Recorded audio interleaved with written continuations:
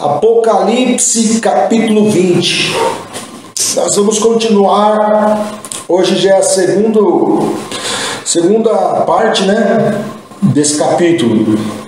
Eu vou fazer a leitura a partir peraí, vamos fazer o seguinte. A gente não pode deixar nosso devocional de lado, né? Vamos fazer um devocional um tanto curto, mas que inclusive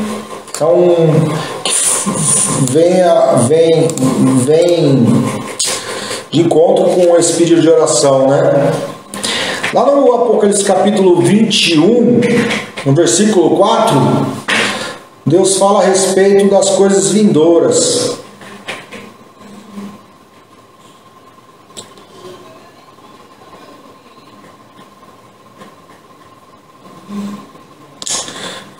Cássia, que Deus possa curar, derramar cura, bastante oração para Deus poder curar. Cássia está falando aqui que o netinho dela também está com câncer.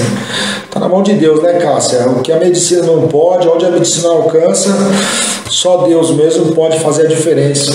Que Deus possa estar indo de encontro, tá bom? Em nome de Jesus. Amém?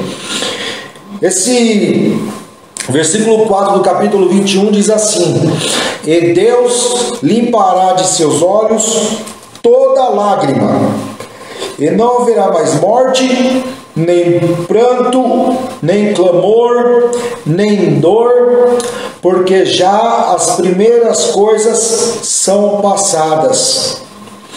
Então, a nossa luta para viver com Deus não é simplesmente uma luta filosófica, não é simplesmente uma guerra de opiniões, é uma esperança.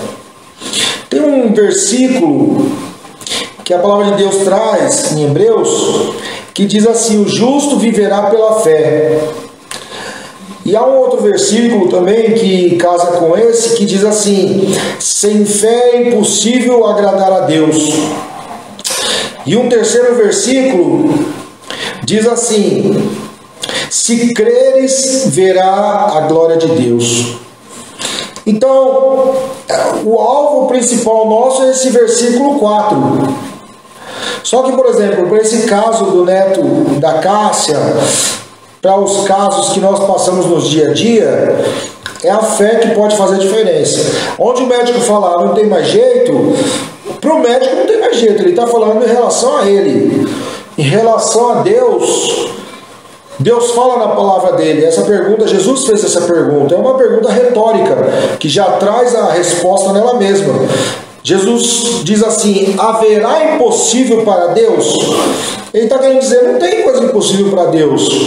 Por que nós colocamos os nossos anseios, as nossas necessidades na mão de Deus? Porque nós sabemos que o mesmo Deus que criou céus e terra e tudo que existe, é o mesmo Deus. A palavra de Deus fala que Ele pode trazer à existência aquilo que não existe. Se o médico fala não tem cura, ele falou em relação ao limite humano, ao que a ciência pode fazer. Quando a palavra de Deus fala que Deus traz à existência aquilo que não existe, a palavra de Deus está dizendo assim, neste caso: para a ciência não tem jeito, mas eu vou trazer a cura. Amém? Fica com essa palavra, Cássia, em nome de Jesus, que nós possamos ter dias de alegria nessa terra, em nome de Jesus. Amém? Glória a Deus. Vamos ao Apocalipse capítulo 20, só para situar, só para contextualizar. Glória a Deus. Hoje nós vamos fazer a nossa live em Apocalipse capítulo 20. Nós paramos no versículo 5. Lembra? Nós iríamos começar o versículo 5. Então, Apocalipse capítulo 20 já é a segunda live, né, deste capítulo. E eu acredito que deve haver outra, porque esse assunto de hoje aqui recheado. Então vamos lá. Daí eu vou começar para contextualizar e para atualizar, né, a nossa mente aqui. O Apocalipse capítulo 20, lógico, matematicamente, sequencialmente, ele vem depois do 19, certo? Provavelmente, certamente, eu creio nisso, esta visão do capítulo 20, João teve ela na sequência da visão do 19, não exatamente minutos após ou no mesmo dia, mas ele já havia tido aquela visão que se estende do 16 ao do 17, 16, 17 ao 19. Daí aquela visão se encerrou ali no capítulo 19. E essa é outra visão que vem depois, né? E ela começa com aqueles dizeres que na live passada nós já desenrolamos esse rolo. Existem aqueles que acreditam que haverá um período lá no futuro de 1000 anos literais. Você vai pegar o calendário, dia 1, dia 2, dia 3, até dia 100, dia 200, dia 900, dia 999, dia 1000. Então, tem gente que acredita nisso. Eu vou falar para mim, pelo meu conhecimento bíblico e pelo meu estudo a respeito do assunto. É uma aberração isso aí. Mas todo mundo é livre para pensar e todo mundo é livre para decidir. O que a palavra 1000 anos quer dizer aqui? É um símbolo de muito tempo. Os 1000 anos é muito tempo. Quanto tempo? Deus não quis dizer quanto tempo. Mesmo é que Pedro, ele escreveu que aquele dia vai ser como ladrão. Jesus também falou isso, que aquele dia vai ser como ladrão. O ladrão não diz quando vem roubar, senão você se prepararia e se armaria e prenderia o ladrão. Então a ideia é exatamente essa, é um período indeterminado em relação ao consciente, à consciência humana. É um período indeterminado que, chegar nesse fim desse período, Deus vai buscar a igreja. E o versículo 1 começa dizendo que que um anjo, ele tinha uma chave de um tal abismo, que ele tinha uma prisão na mão, uma cadeia na sua mão, e ele prendeu o dragão, que é o diabo, e o deixou preso por 1000 anos nesse abismo. E deixou ele selado para que ele não enganasse mais ninguém, até que os 1000 anos se passassem.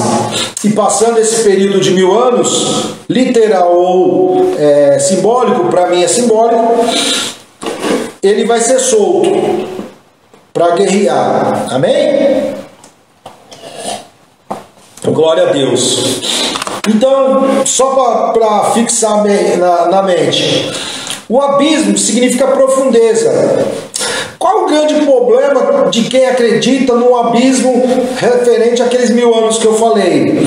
Se eu olhar com meus olhos, eu estou falando que o abismo é em relação a mim. Daí tem aquela ideia que as pessoas têm que existe um buraco em algum lugar lá no fundo da terra onde Satanás está preso.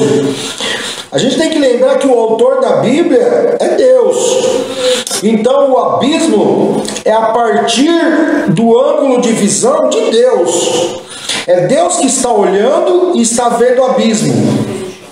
Daí você vai falar, onde Satanás está? Ele está aqui.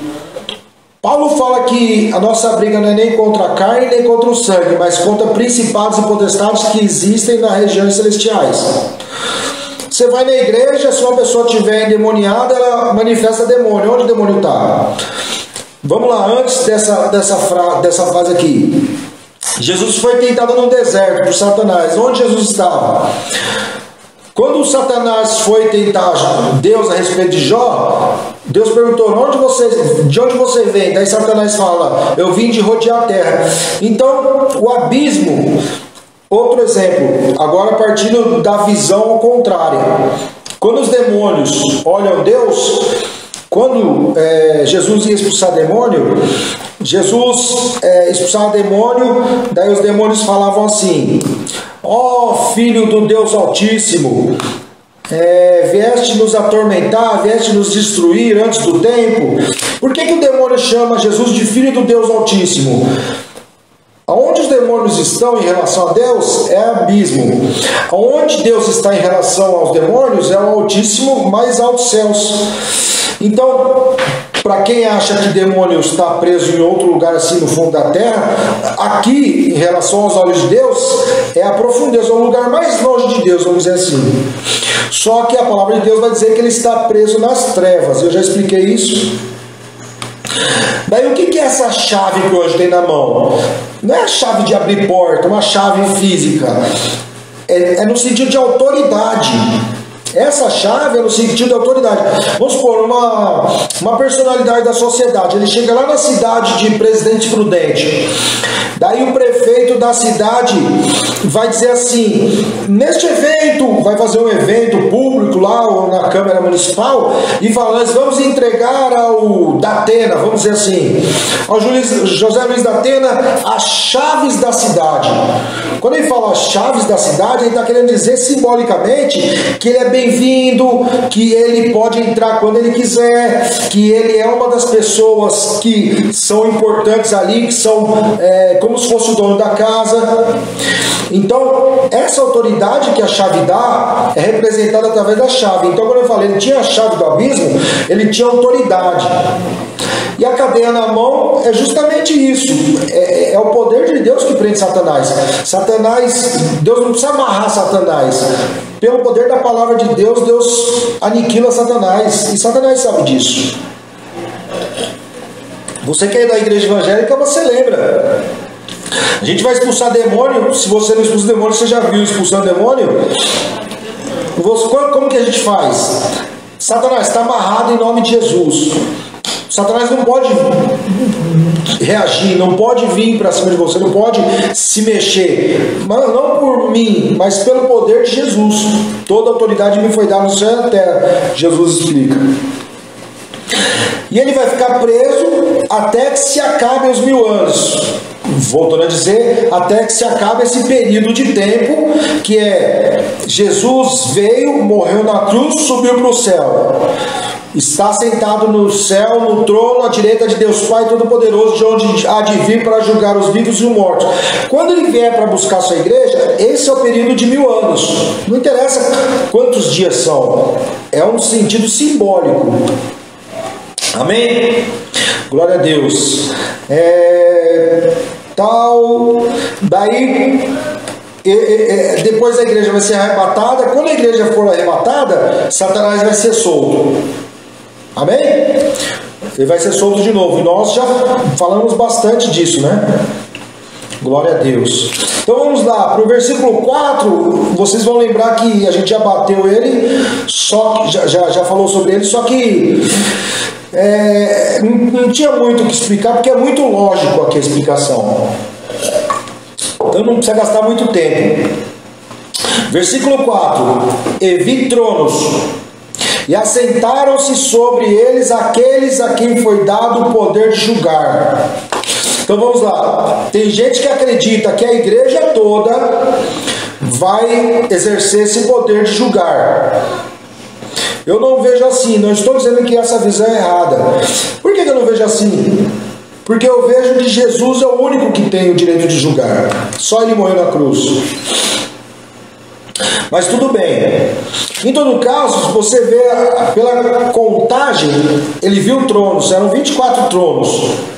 E sobre eles, aliás, ele viu tronos, e esses tronos que ele viu, ele não fala o número aqui, mas lá no capítulo 5 ele fala que viu 24 tronos, que tinham os 24 anciões. Pode ser também, não vou entrar nesse mérito. Agora começa mais outro período para a gente já começar a falar hoje. E vi as almas daqueles que foram degolados pelo testemunho de Jesus e pela palavra de Deus, e que não adoraram a besta, nem a sua imagem, e não receberam o sinal na testa, nem na mão. De quem que ele está falando aqui? Daqueles que receberam Jesus como seu Salvador. Eles se afastaram do pecado, eles se separaram para Jesus. Eles não fazem parte do mundo, estão no mundo. O apóstolo Pedro ou o apóstolo Paulo, agora eu não vou me lembrar direito quem é que fala. Ele fala que, acho que é o apóstolo Pedro, se não me engano. Ele fala que nós somos peregrinos aqui na terra. O que ele quer dizer? É que até o mundo jaz no maligno. Nós estamos no mundo, mas nós não somos do mundo. Em que sentido isso? O mundo, lá em Efésios, está dizendo que o mundo ele anda segundo as ordens de Satanás, que o mundo anda segundo a vontade de Satanás. Daí a gente entender que ou você anda segundo a vontade de Satanás ou anda segundo a vontade de Deus. Daí esses que ele acabou de dizer, vai dizer assim, ó, e viveram e reinaram com Cristo durante 1000 anos. Aqui já tem uma polêmica. Por quê? Principalmente a Igreja Católica. Tem os que acreditam que essa teoria de morrer e subir para o céu e já estar lá com Jesus andando no céu é uma teoria da Idade Média. Um dos expoentes dessa teoria, acredito que quem iniciou essa ideia foi um monge, um bispo da igreja, Agostinho, bispo Agostinho de Hippo. Ele era da África, do norte da África. Eles acreditavam que eles viveram e reinaram com Cristo 1000 anos, ou seja, a pessoa morre e já sobe para o céu e já está andando com Jesus. E é isso que eles entendem que reinaram com Cristo durante 1000 anos. Daí você vai ver que na Igreja Católica tem aquele costume, orar pedindo para os santos para interceder por nós junto ao Pai, ou junto a Jesus. E isso não é um ensinamento bíblico, é um ensinamento da Igreja Católica, né? Da doutrina da Igreja Católica. Às vezes você está andando por aí e você vai ver aquelas faixas: agradeço a Santo Expedito a graça alcançada. Porque na doutrina deles é isso que acontece, a pessoa morre e vai para o céu. Eu falo o que a Bíblia fala, é isso que eu ensino. A Bíblia fala que as pessoas morrem e vão dormir o sono da morte. Quando morre em Jesus, ou seja, quando morre salvo, ele vai dormir, descansar o sono da morte. Quando a pessoa parte desse mundo, quando a pessoa morre sem Jesus, a pessoa já começa o tormento dela ali. Ali já começa o tormento da pessoa. E esse período de sono ou de tormento, ele se perpetua até o dia que Jesus vier buscar a igreja. Porque o apóstolo Paulo ele falou bem claro lá em 1 Coríntios capítulo 15. Não é em Coríntios que está escrito, mas tudo bem. O apóstolo Paulo deixou bem claro, ele diz assim, mas de forma alguma os vivos precederão os mortos, porque os mortos ressuscitarão primeiro com o corpo glorificado, e nós os vivos vamos ser transformados nas alturas. Então ele está dizendo isso: quando Jesus vier e chamar a igreja, os mortos vão ressuscitar nessa hora e os vivos vão subir nessa hora. Então é nessa hora que toda a igreja vai subir. Até lá, aonde eles estão dormindo, acredito que o paraíso que Jesus menciona não é o mesmo lugar onde ele está, onde vai ser a eternidade dos salvos. Tem passagem bíblica para embasar isso, mas eu não quero me demorar. Então existe um lugar onde os mortos em Cristo estão dormindo, onde os mortos sem Cristo estão já sofrendo, porque agora eles estão, é a alma deles, não é mais o corpo, agora é o sentido literal de sentir na alma a dor, e aí é uma dor que não tem como medir. E aí quando Jesus vier buscar a igreja, que ele chama a igreja, aí os mortos em Cristo vão ressuscitar primeiro. E quem estiver vivo naquele período vai subir com o corpo glorificado. Então, esse viver e reinar com Cristo 1000 anos lá no céu, a Bíblia não dá embasamento para isso. E uma grande pergunta que se faz quando você vai discutir isso lá no meio acadêmico, que vão falar assim: o reino de Deus não pode ser já. Por que eles dizem isso? Porque aqui é sofrimento, aqui é dor. E uma vez eu ouvi um professor falando isso: como que eu posso acreditar que isso aqui é o reino de Deus? A resposta para isso: o grande problema é que o ser humano quer olhar a Bíblia com olhos carnais. Toda vez que você for interpretar um texto com um olho carnal, a tendência é você conduzir o entendimento para o erro. Porque você tem que entender que quem escreveu a Bíblia não foi um ser humano. Escritor, o servo que pôs a tinta no papel, foi um ser humano. Mas quem é o autor da Bíblia? Toda palavra é inspirada por Deus. Está escrito lá. 2 Timóteo capítulo 3, versículo 17, se eu não me engano. Toda palavra é divinamente inspirada e proveitosa para corrigir, para instruir e para edificar. Então, a palavra de Deus é inspirada por Deus. Deus, ele construiu a Bíblia de forma espiritual para que a gente tenha uma bússola para poder caminhar nessa terra na segunda vontade de Deus. E aí quando você vai ler a Bíblia com os olhos carnais, a tendência é errar. Você tem que olhar com os olhos de Deus. Vamos lá. Então, as pessoas que acreditam no milênio literal, que vão ser 1000 anos lá no futuro,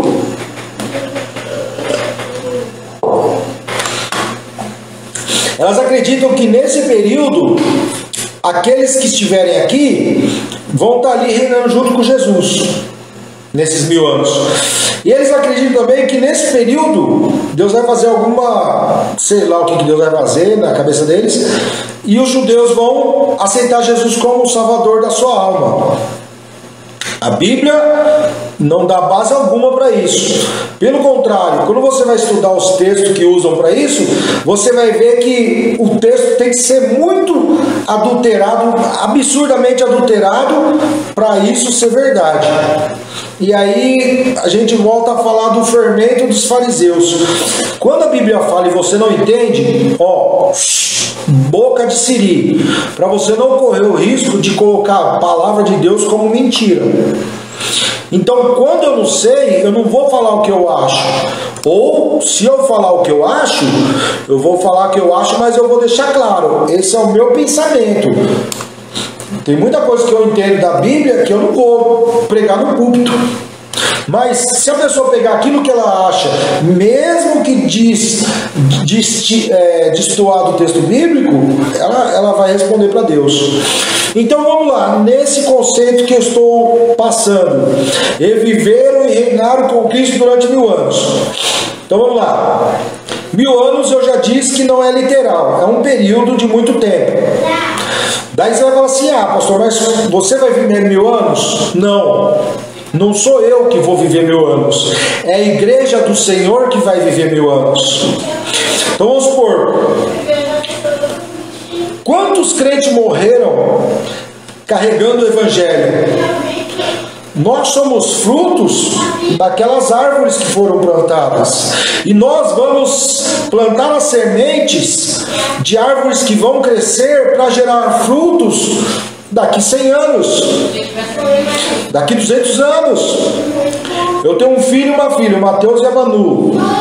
O que nós estamos ensinando para eles é para que amanhã, mesmo quando eu e minha esposa não estivermos aqui, o Mateus estar no caminho de Deus ensinando a palavra, a Manu estar no caminho de Deus ensinando a palavra.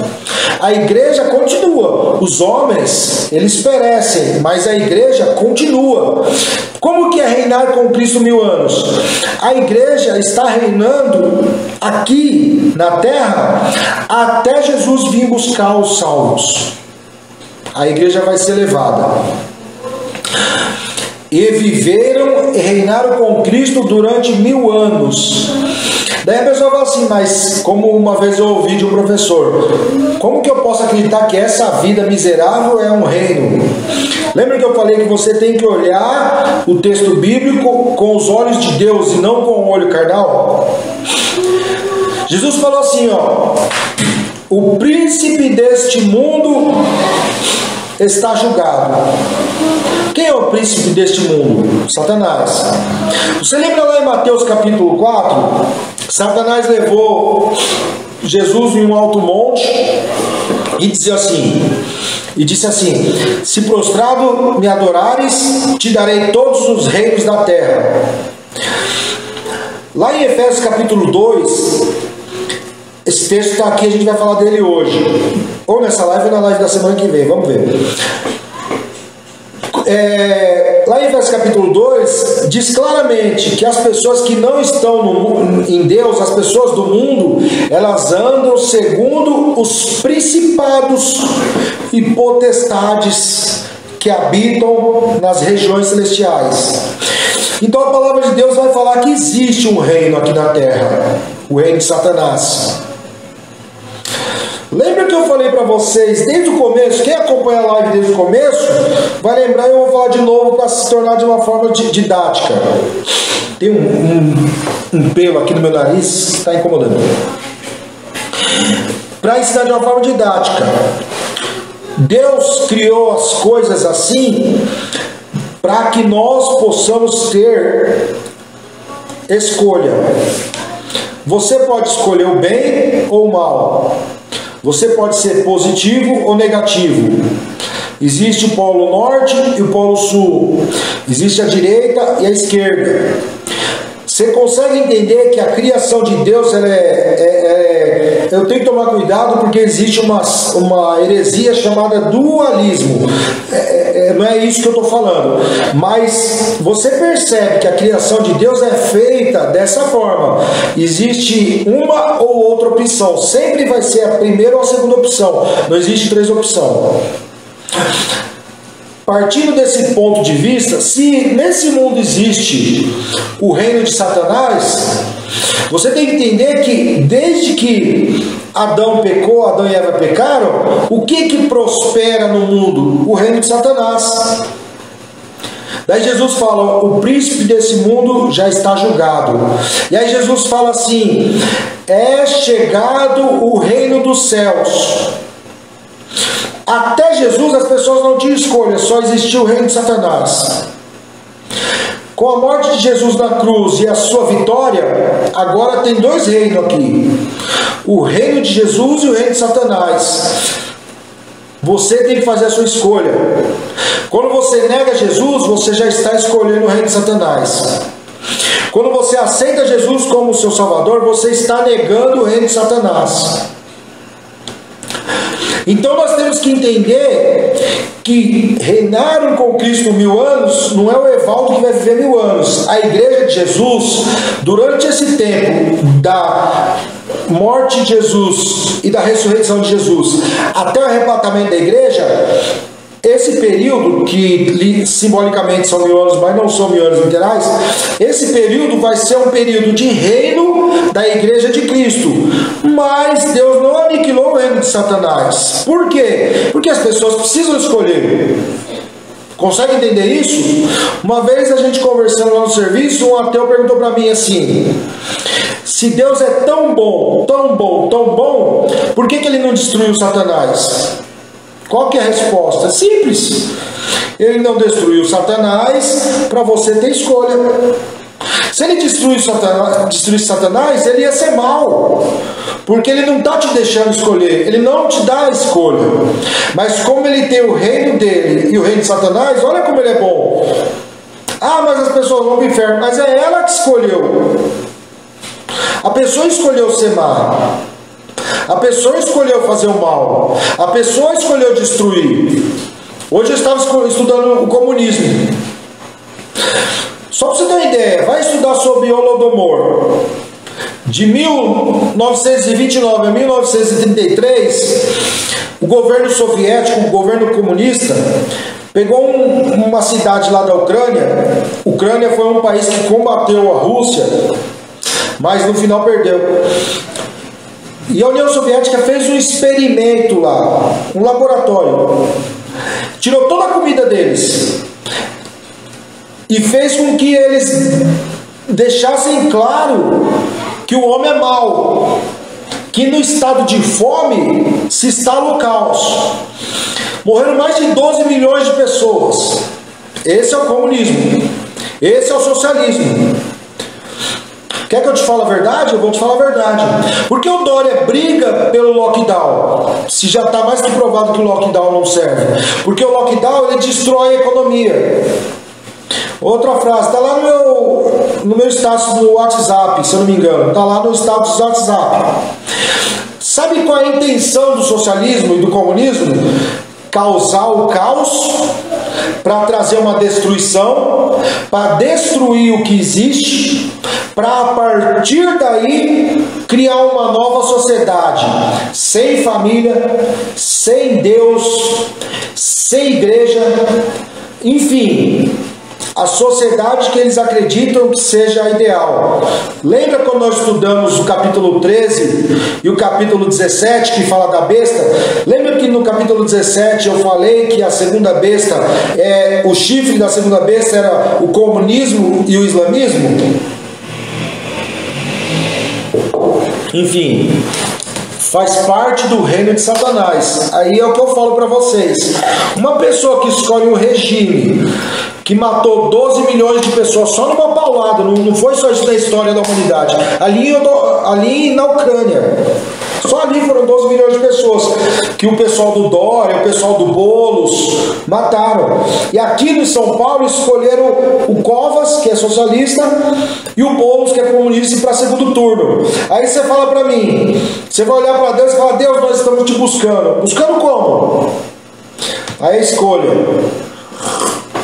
Enfim, você acho que ficou claro que reinar com Cristo durante 1000 anos é assim: existe o reino de Satanás e o reino de Deus. Quem aceita Jesus como seu Salvador, reina com Cristo. Quem nega Jesus, reina com Satanás. Simples. E naquele dia Deus vai separar os que são do seu reino e levar para a sua glória. E os que são do reino de Satanás vão junto com Satanás. Eu acho que não tem dúvida, né? Eu acho que é muito claro isso. Mas a escolha é individual. Glória a Deus. Versículo 5: mas os outros mortos não reviveram, até que os 1000 anos se acabassem. Aqui vai entrar a maior polêmica desse capítulo.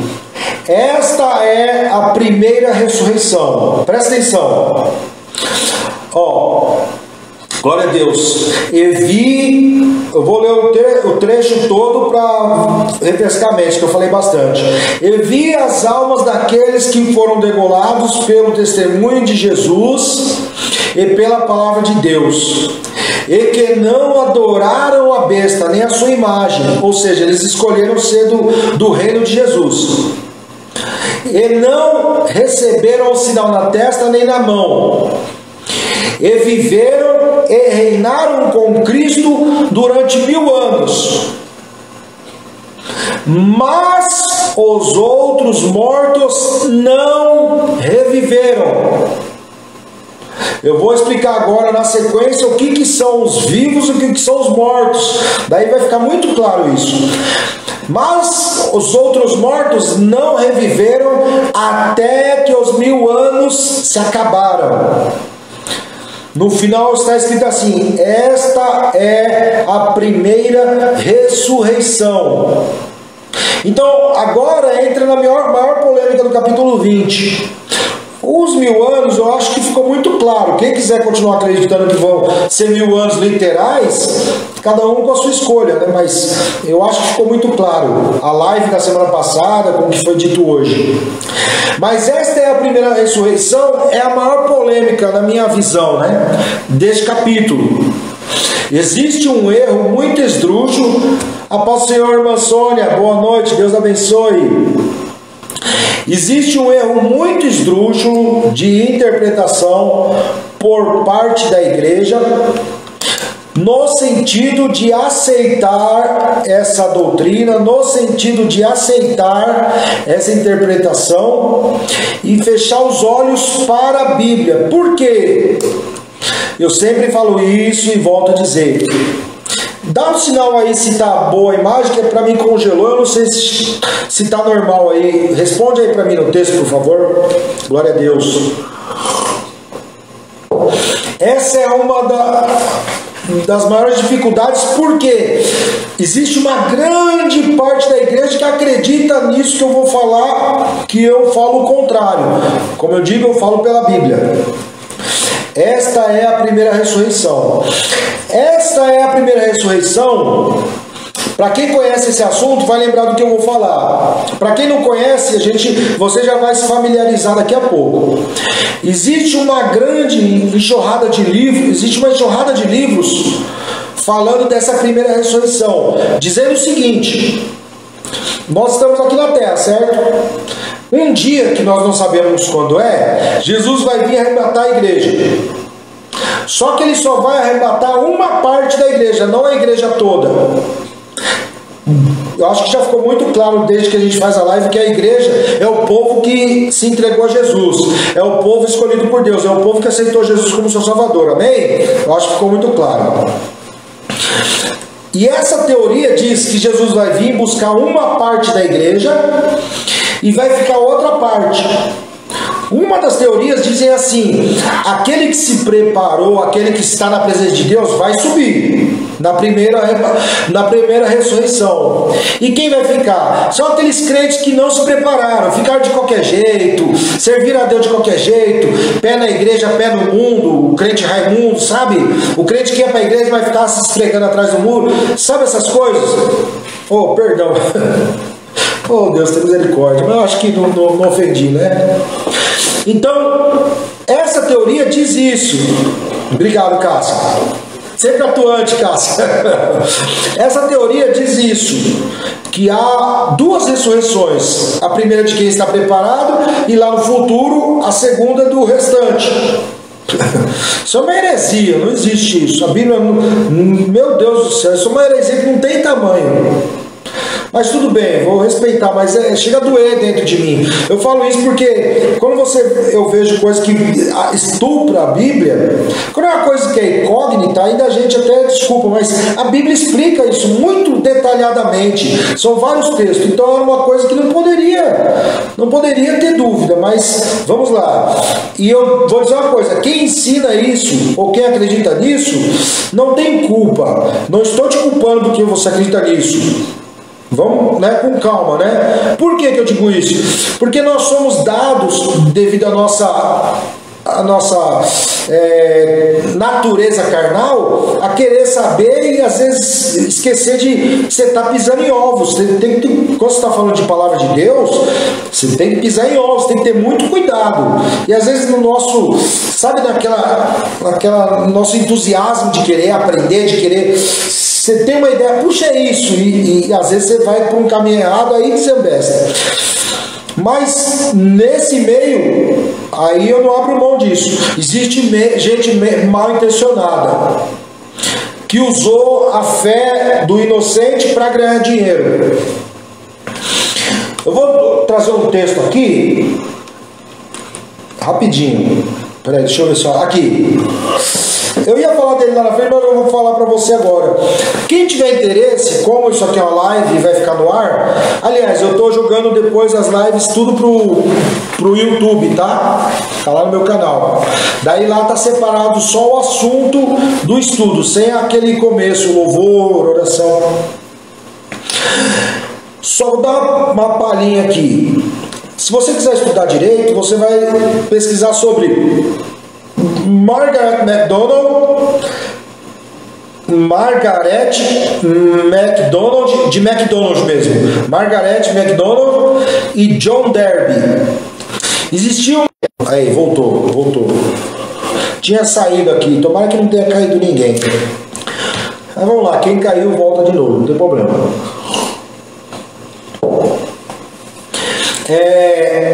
São dois exemplos. Essa Margaret MacDonald, ela fazia, se eu não me engano, na casa dela, eles tinham um culto, uma oração, uma reunião na casa dela, como nós conhecemos hoje os desigrejados. Hoje é comum esse assunto. Quem não conhece esse assunto, pesquisa lá na internet, você vai ver. Esse assunto de desigrejado não é novo, sempre existiu, com outros nomes, com outros, enfim. Essa mulher, um dia ela falou que ela teve uma visão. E ela disse que ela teve uma visão que a igreja ia ser arrebatada em duas parcelas. Primeiro uma parte da igreja, depois outra parte da igreja. E para embasar a visão dela, ela usou exatamente esse texto. Bendito os que têm parte na primeira ressurreição. E daí ela explicou. Por quê? Porque quem não fizer parte da primeira ressurreição, que vai subir na segunda ressurreição, vai ter que passar por uma tribulação, por um sofrimento e não sei o quê. E é essa a teoria. E um dos participantes daquele culto era John Darby.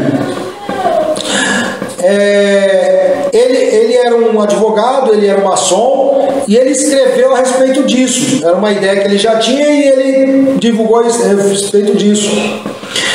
Na sequência, uma editora de Bíblias trouxe a Bíblia Scofield. Se eu não me engano é essa, a Bíblia de Scofield. E essa Bíblia é uma Bíblia de estudo de Scofield. Eu acho que é essa Bíblia. Agora talvez eu possa até estar mentindo, mas se eu errar depois eu coloco no texto. Mas é quase certeza que é essa. A Bíblia de Scofield pega esse mesmo texto, esse mesmo tema falado por esses dois e por outros ali. Isso começou no ano 1800. E eles pegam os textos bíblicos que eles acreditam que estão dizendo isso e colocam as explicações dele. E referencia, esse texto está falando o que aquele texto está falando. Esse texto está falando o que aquele outro texto está falando. E junta tudo um retalho, como se fosse uma coxa de retalho, para formar essa ideia. Mas um exemplo para você entender, essa Margarete, ao mesmo tempo que ela tinha uma reunião na casa dela, as pessoas da época dela acreditavam que ela era feiticeira. Mas você não tem muito texto explicando sobre essa pessoa para você dizer se sim ou se não. Em todo caso, além disso, você tem aquele filme que é famoso. São três filmes. Deixado para Trás. Eu acho que tem um quarto também. Deixados para Trás. Esse filme, ele explica exatamente isso. Que Jesus vai vir e vai arrebatar uma parte da igreja e outra parte vai ficar e vai sofrer. É isso que ele explica. Existem muitos filmes em Hollywood a respeito desse mesmo tema. O que eu falo? Isso tudo é maquiagem para vender livro e vender filme. Eu vou explicar aqui e você vai ver que a Bíblia não está dizendo isso. Quando você acha uma veia para ganhar dinheiro, dificilmente você vai falar assim, isso aqui está errado, a verdade é aquilo lá. Não. Quem tem olhos no dinheiro não se preocupa com a fé alheia. Ele quer ganhar dinheiro. E esse tema vende muito livro, vende muito filme, tema muito filme. Eu vou te fazer uma pergunta. Hollywood trabalha muito em cima desse tema. Hollywood a gente sabe que é usado pelo maligno. Você acha que o maligno vai fazer propaganda da igreja?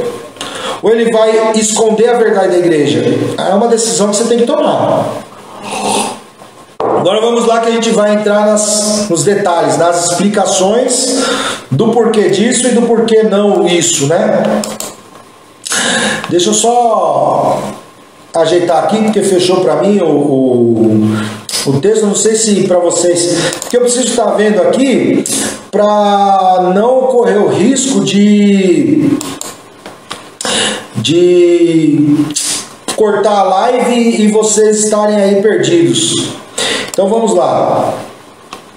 Agora eu vou ter que explicar. Você não pode dormir sem essa, senão você vai dormir dizendo que eu sou herege. Então eu acho que aquele texto, e viveram com Cristo, reinaram com Cristo durante 1000 anos, eu acho que não tem dúvida. Mas existem duas palavras aqui que aí você vai distinguir. E viveram e reinaram com Cristo. Quem viveu?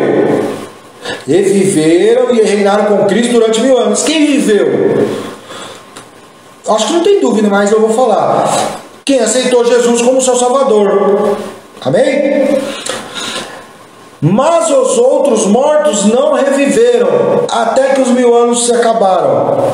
1000 anos são o período da era cristã. Quem são os outros mortos? Aqueles que aceitaram o reino de Satanás. Nós não acabamos de falar que tem o reino de Cristo e o reino de Satanás. Viveram e reinaram com Cristo durante 1000 anos. Quem recebe Jesus como seu Deus.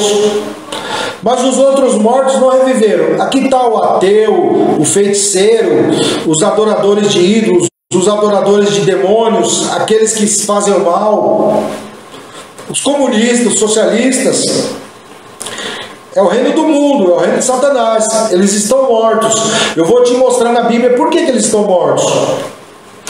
Viveram e reinaram com Cristo, mas os outros mortos não viveram.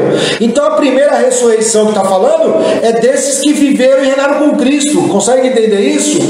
Lá naqueles filmes deixados para trás, na Bíblia de Scofield, quem tem a Bíblia pentecostal vai ver que nela tem muito ensinamento da Bíblia de Scofield, ou desses textos que dizem que vai uma parte da igreja ser arrebatada e outra parte vai ficar. É uma mentira de Satanás e eu não posso falar de outro jeito. Você pode acreditar ou não, mas eu preciso te alertar. Então, quem viveu? Os que aceitaram e receberam Jesus como seu Deus. Os outros mortos não reviveram. Quem são os outros mortos? Aqueles que não aceitaram Jesus como seu Deus. Esta é a primeira ressurreição. Então a primeira ressurreição não é uma metade da igreja vai subir, outra vai ficar. A primeira ressurreição é que você está morto, você recebe Jesus como seu Deus. Em Jesus nós temos vida em abundância. A Bíblia diz isso. Essa é a primeira ressurreição. E eu vou te mostrar no texto. Então vamos lá. E viveram. Daí olha o que diz lá em Colossenses capítulo 2. Nossa, já é 9 horas, meu Deus. Eu vou terminar só a questão da morte. Daí semana que vem a gente continua. Nem sair do lugar, já acabou. Vamos lá. E viveram. Colossenses capítulo 2, versículo 12. Sepultados com ele no batismo, nele também ressuscitastes, pela fé no poder de Deus, que o ressuscitou dentre os mortos. No domingo de manhã, depois da crucificação de Jesus, Madalena, Maria e as outras mulheres foram lá no túmulo de Jesus e ele não estava lá. Os anjos removeram a pedra e elas entraram e viram que o corpo não estava lá. E elas olharam para o lado e viram um anjo. E o anjo, oh glória! E o anjo falou para elas: aquele que vocês procuram não está aí, ele ressuscitou. Glória a Deus, aleluias. Nele também ressuscitaste pela fé no poder de Deus, que o ressuscitou dentre os mortos. Jesus ressuscitou, e é nessa fé que também nós vamos ressuscitar. Mas é uma ressurreição que já acontece quando o Espírito de Deus vem morar em você. Lembra que o apóstolo Paulo fala que nós somos casa do Deus vivo? Nós somos templo do Deus vivo, templo do Espírito Santo de Deus. Entendeu o que é ressurreição? Eu vou falar da morte, porque para não atrasar muito, eu vou dar só 10 minutos aqui. Eu vou falar o que der para falar em 10 minutos. Para você entender isso, você tem que ter uma perspectiva bíblica a respeito da morte muito importante. Se você não tiver essa perspectiva, se você não conseguir entender isso, se isso não estiver na sua cabeça, aí fica difícil mesmo. Por isso que os enganadores conseguem enganar. Mas isso que eu vou te mostrar agora, eu acho que desvenda muita dúvida. Quando você fala em morte na Bíblia, você tem que entender que existem duas mortes. Se você não colocar isso na sua cabeça, a situação fica confusa. Para mim e para você só existe uma morte. Nós oramos agora no começo da live pelo meu amigo Valcir, que ele faleceu hoje de câncer. Para mim e para você, na nossa mente, só existe essa morte. Você não conhece outra morte. Não tem como o ser humano conhecer outra morte. Só que, lembra que eu falei para você que você tem que ler a Bíblia com os olhos de Deus? Porque se você ler a Bíblia com os olhos da carne, você vai ser enganado e vai se enganar e vai enganar as pessoas. O que é olhar com os olhos de Deus? Para mim e para você só existe essa morte, que é a que meu amigo morreu hoje. Só que aos olhos de Deus existem duas mortes. E é isso que eu quero que você medite e guarde na sua cabeça hoje, porque terminando isso a gente vai acabar a live de hoje e continua semana que vem. Existe o sono da morte, é uma morte. Existe a morte em Adão, que é outra morte. Não é a mesma morte. A morte em Adão, ela só existe a partir da visão de Deus. Você não consegue enxergar as pessoas e falar se ela está morta ou está viva. Deus vê isso. Só que aí você não. Mas a morte, o sono da morte, nós vemos. Você vai lá no necrotério, você vê a pessoa morta lá. E a pessoa morta em Adão? Você não tem como ver. Então, para mim e para você, humanamente falando, intelectualmente falando, só existe um tipo de morte. Para Deus, existem duas mortes. Então eu vou falar do sono da morte, porque já não vai dar tempo nem para terminar esse, eu acho. Daí semana que vem a gente continua na morte em Adão, amém? O que seria sono da morte? Esse foi um termo que eu coloquei. Não sei se teologicamente você vai achar isso em algum lugar.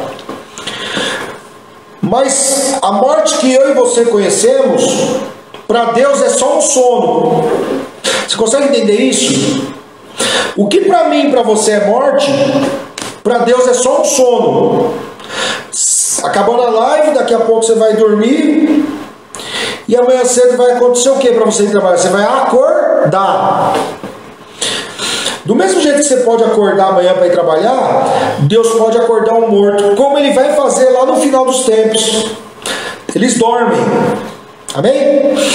Então eu estou falando agora do sono da morte. Na semana que vem a gente fala da outra morte, tá bom? Eu vou dar 3 capítulos de exemplos aqui, 3 versículos de exemplo, e eu acho que vai ficar muito nítido para você. Porque para mim e para você é morte, mas para Deus não é morte, é só um sono, tá bom? Mas lembre que eu falei, você vai ver a pessoa, você vai falar, essa pessoa está morta, amém? É isso que eu estou dizendo. Mateus capítulo 9, versículo 24, eu vou falar o versículo e vou explicar a passagem. Jesus disse: retirai-vos, que a menina não está morta, mas dorme.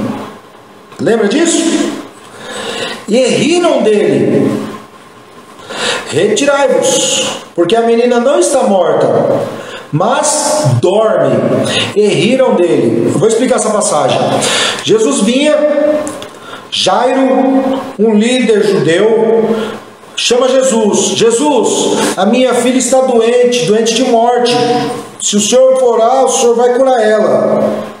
Jesus falou, vamos lá. No meio do caminho, uma moça toca nas vestes de Jesus. Essa moça, há 12 anos, tinha uma doença, um sangramento, uma hemorragia.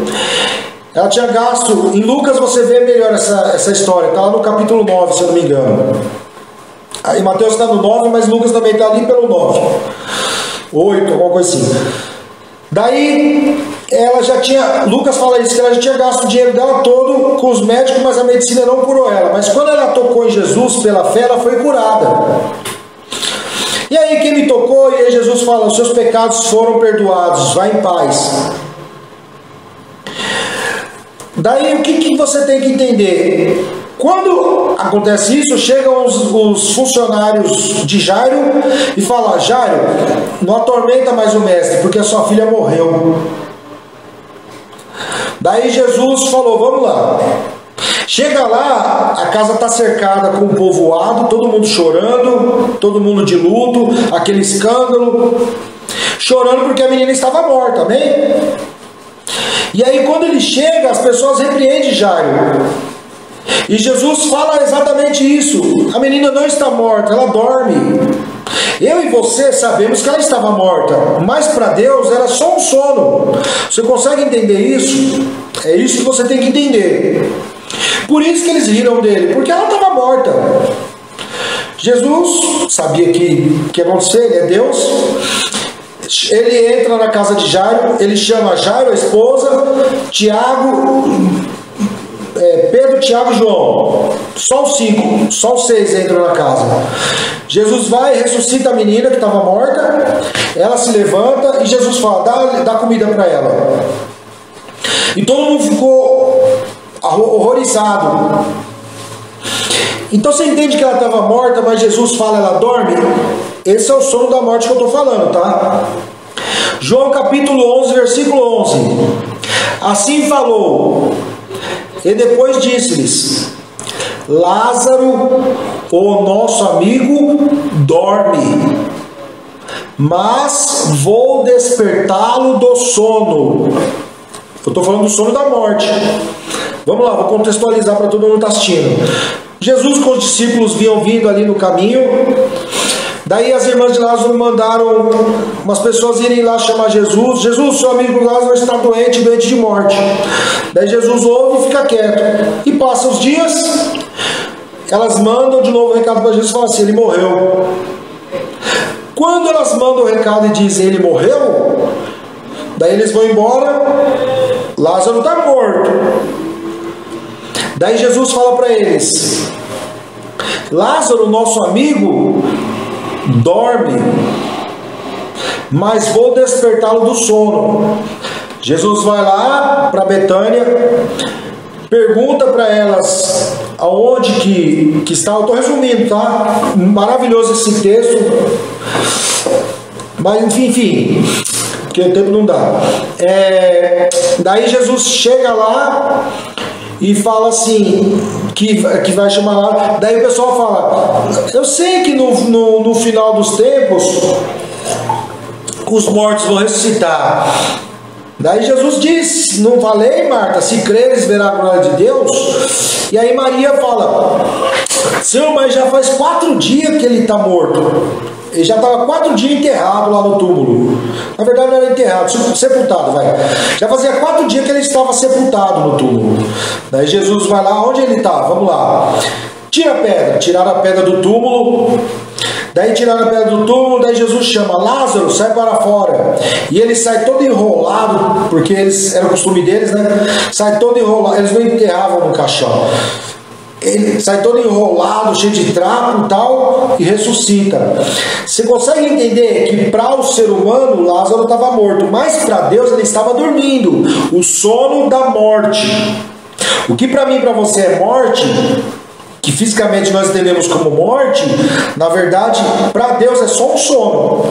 Vou falar o último aqui, já vai acabar, tá bom? Não tenha paciência. 1 Coríntios capítulo 15, versículo 20, olha.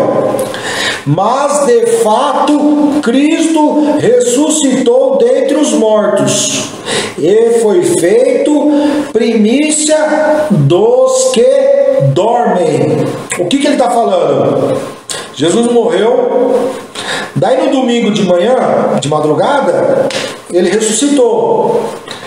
Por que ele fala? Ele foi primícia dos que dormem. Dos mortos, ele foi o primeiro que ressuscitou para a glória eterna. No último dia, no dia da ressurreição dos mortos, todos todos os que dormem no Senhor vão ressuscitar para a vida eterna. E os que dormem sem Deus, que morreram sem Deus, vão ressuscitar para a morte eterna. E eu vou deixar isso como uma isca para você saber entender já qual é a outra morte.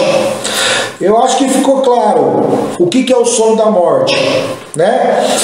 Aí semana que vem a gente vai falar sobre a morte em Adão, e isso faz diferença para você entender o que quer dizer bendito os que têm parte na primeira ressurreição.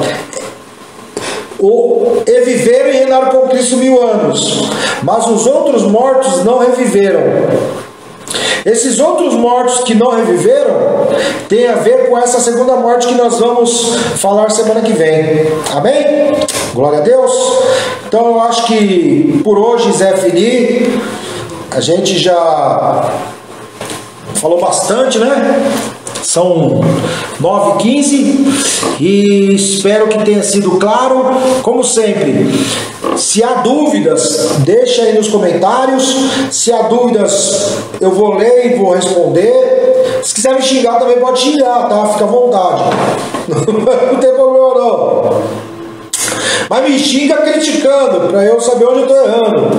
Porque se você for me xingar, você vai me xingar porque eu estou errado, não porque eu sou feio, né? Senão você me xingava todo dia. Amém? E assim caminha a humanidade. Lembre-se, existem 2 reinos. É chegado o reino de Deus. Existe o reino de Satanás.